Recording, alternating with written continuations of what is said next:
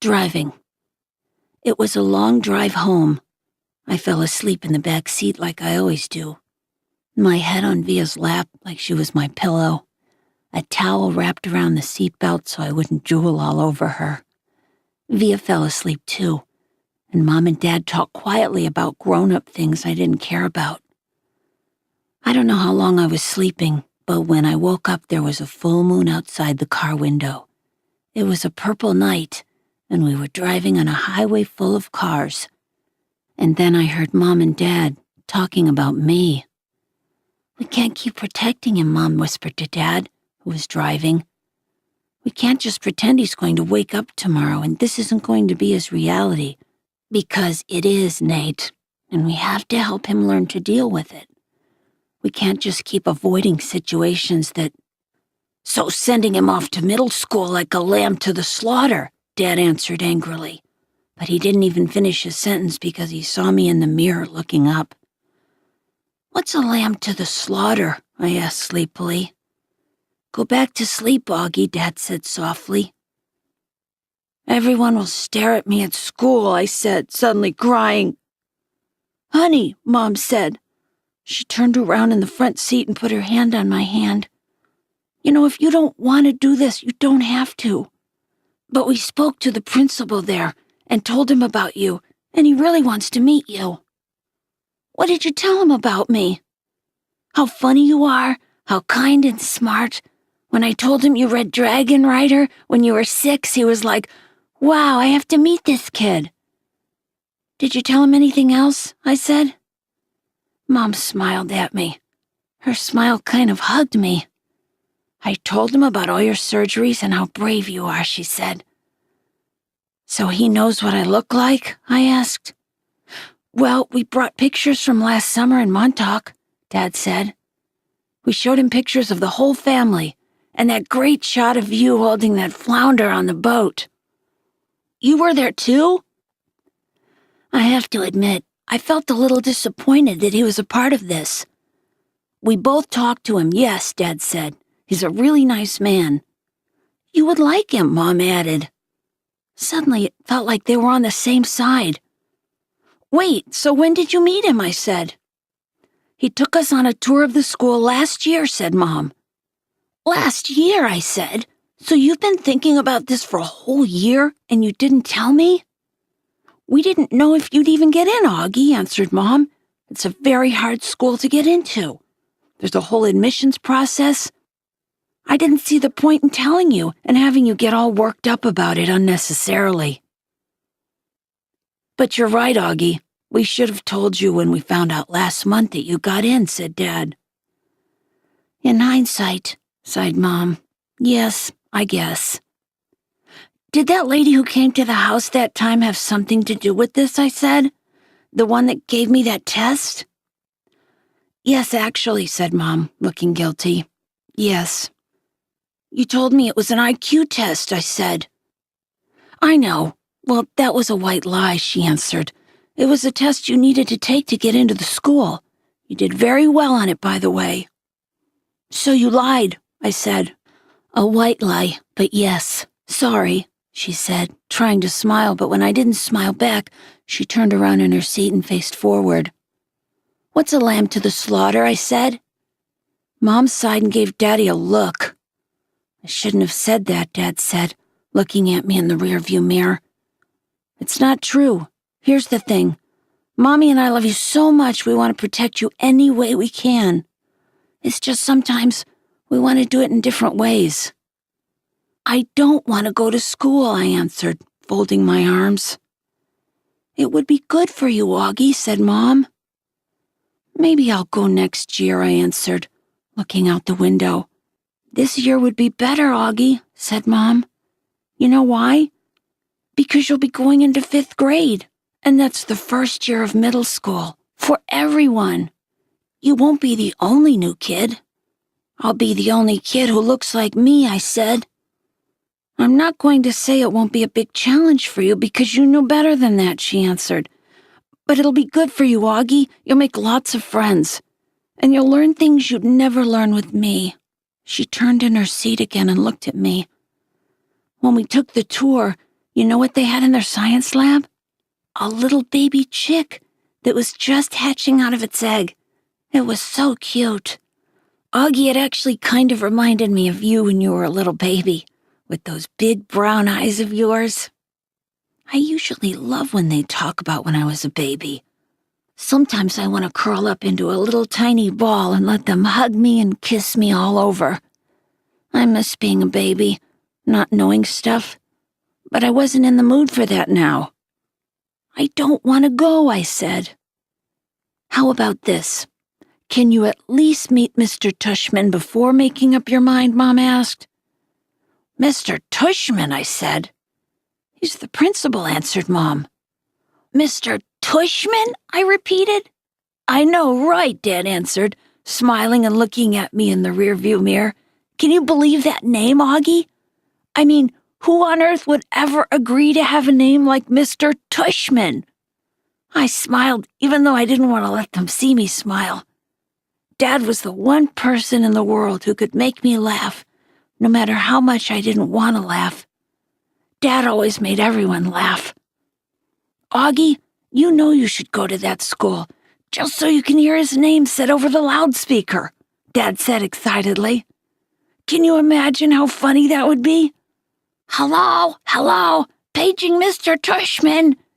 He was using a fake high old lady voice. Hi, Mr. Tushman. I see you're running a little behind today. Did your car get rear-ended again? What a bum rap. I started laughing, not even because I thought he was being that funny, but because I wasn't in the mood to stay mad anymore. It could be worse, though, Dad continued in his normal voice. Mommy and I had a professor in college called Miss Butt. Mom was laughing now, too. Is that for real? I said. Roberta Butt, Mom answered, raising her hand as if to swear. Bobby Butt.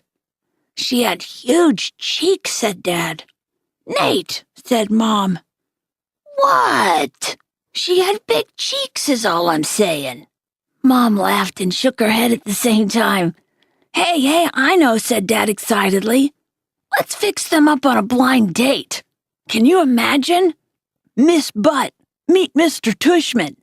Mr. Tushman, here's Miss Butt. They could get married and have a bunch of little tushies. Poor Mr. Tushman, answered Mom, shaking her head. Augie hasn't even met the man yet, Nate. Who's Mr. Tushman? Via said groggily. She had just woken up.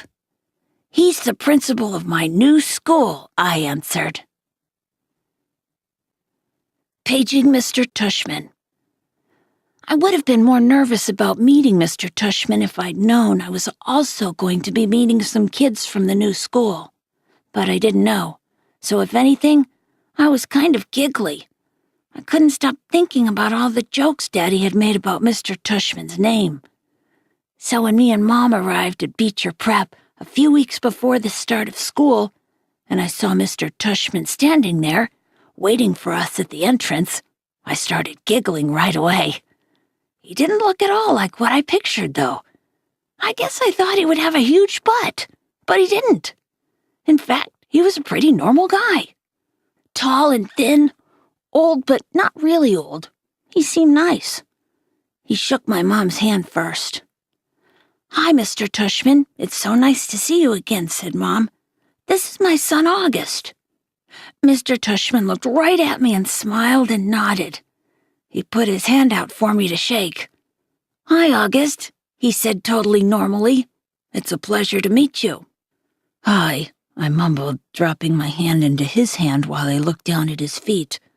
He was wearing red Adidas. So, he said, kneeling down in front of me so I couldn't look at his sneakers but had to look at his face. Your Mom and Dad have told me a lot about you. Like what have they told you? I asked. Sorry? Honey, you have to speak up, said Mom.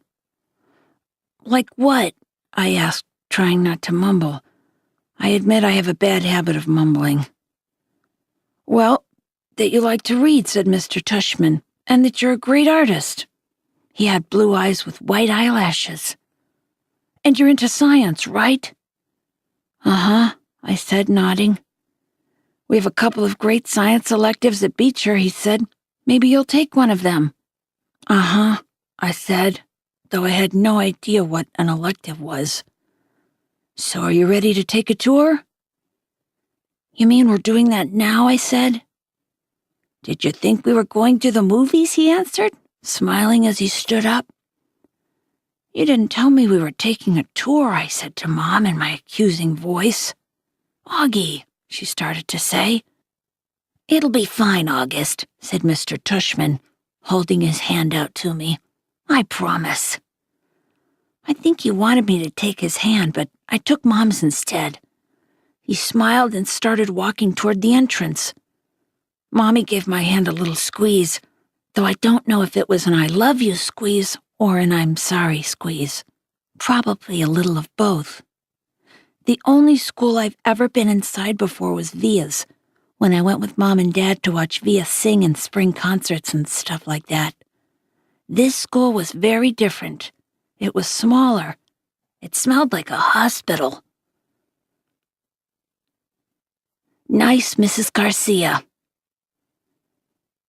We followed Mr. Tushman down a few hallways. There weren't a lot of people around, and the few people who were there didn't seem to notice me at all, though that may have been because they didn't see me. I sort of hid behind Mom as I walked. I know that sounds kind of babyish of me, but I wasn't feeling very brave right then. We ended up in a small room with the words Office of the Middle School Director on the door. Inside there was a desk with a nice-seeming lady sitting behind it. "This is Mrs. Garcia," said Mr. Tushman, and the lady smiled at Mom and took off her glasses and got up out of her chair. My mother shook her hand and said, "Isabel Pullman, nice to meet you." "And this is August," Mr. Tushman said. Mom kind of stepped to the side a bit so I would move forward. Then that thing happened that I've seen happen a million times before. When I looked up at her, Mrs. Garcia's eyes dropped for a second. It was so fast no one else would have noticed, since the rest of her face stayed exactly the same. She was smiling a really shiny smile. "Such a pleasure to meet you, August," she said, holding out her hand for me to shake. "Hi," I said quietly, giving her my hand. But I didn't want to look at her face, so I kept staring at her glasses, which hung from a chain around her neck. "Wow, what a firm grip," said Mrs. Garcia. Her hand was really warm. "The kid's got a killer handshake," Mr. Tushman agreed, and everyone laughed above my head. "You can call me Mrs. G," Mrs. Garcia said. I think she was talking to me, but I was looking at all the stuff on her desk now. "That's what everyone calls me, Mrs. G. I forgot my combination. Mrs. G, I need a late pass. Mrs. G, I want to change my elective." "Mrs. G's actually the one who runs the place," said Mr. Tushman, which again made all the grown-ups laugh. "I'm here every morning by 7:30, Mrs. Garcia continued, still looking at me while I stared at her brown sandals with small purple flowers on the buckles. "So if you ever need anything, August, I'm the one to ask, and you can ask me anything." "Okay," I mumbled. "Oh, look at that cute baby," Mom said, pointing to one of the photographs on Mrs. Garcia's bulletin board. "Is he yours?" "No, my goodness," said Mrs. Garcia, smiling a big smile now that was totally different from her shiny smile. "You've just made my day. He's my grandson." "What a cutie," said Mom, shaking her head. "How old?" "In that picture he was 5 months, I think, but he's big now, almost 8 years old."